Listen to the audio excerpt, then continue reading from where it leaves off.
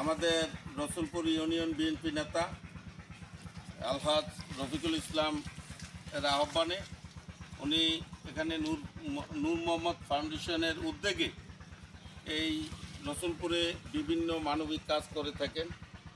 আমরা তাকে ধন্যবাদ জানাই যে উনি এই নূর মোহাম্মদ ফাউন্ডেশনের উদ্যোগে আজকে এখানে প্রায় 1 কিলোমিটার রাস্তা, কাঁচা রাস্তা নির্মাণ করতেছে।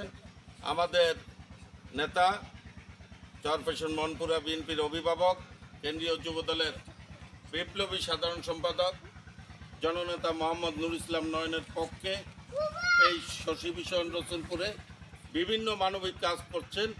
এই জন্য তাকে আমরা আন্তরিকভাবে ধন্যবাদ জানাই এবং আগামীতে আপনি নুর ইসলাম নয়নের পক্ষে আরও কাজ করবেন এই আশা আমরা ব্যক্ত করছি এবং আপনার এই রাস্তা আমরা এখানে এসে আমরা শুভ উদ্বোধন ঘোষণা করছি। ধন্যবাদ সবাইকে।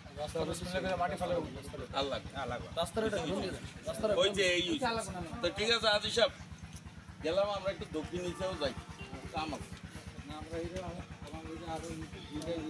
আচ্ছা এগুলো আপনারা সারেন।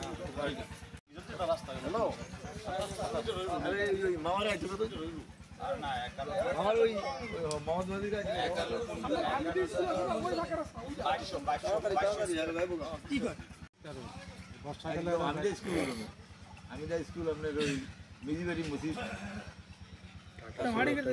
গরু গোস্ত দিয়ে ভাত খাইছেন? কবে খাইছেন? কোরবান না খাইছেন? কোরবান দিয়েছেন আপনি? গোস্ত পাইছেন কই?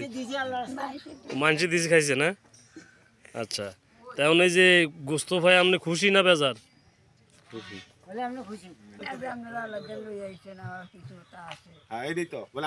খুশি হয়েছেন আপনি? যাও রান্না বান্না করে ছেলেদের সহকারে খান। ইউনিয়ন বিএনপির হাজী রফিকুল ইসলাম কাকার পক্ষ থেকে, নূর মোহাম্মদ ফাউন্ডেশনের পক্ষ থেকে অসহায় ও হত দরিদ্রদের মাঝে আর্থিক সহযোগিতা এবং আমরা জানি না এই পরিবারটা কতদিন আগে গরুর মাংস খেয়েছে। এই জন্য এই ফাউন্ডেশনের পক্ষ থেকে আমরা এবং হাজী রফিকুল ইসলাম কাকার পক্ষ থেকে কাকা নিজে উপস্থিত থেকে এই পরিবারকে, অসহায় পরিবারকে আর্থিক সহযোগিতা এবং উনি কিছু আপনার বাজার নিয়ে আসছে। এজন্য আপনারা খুশি হয়েছেন তো?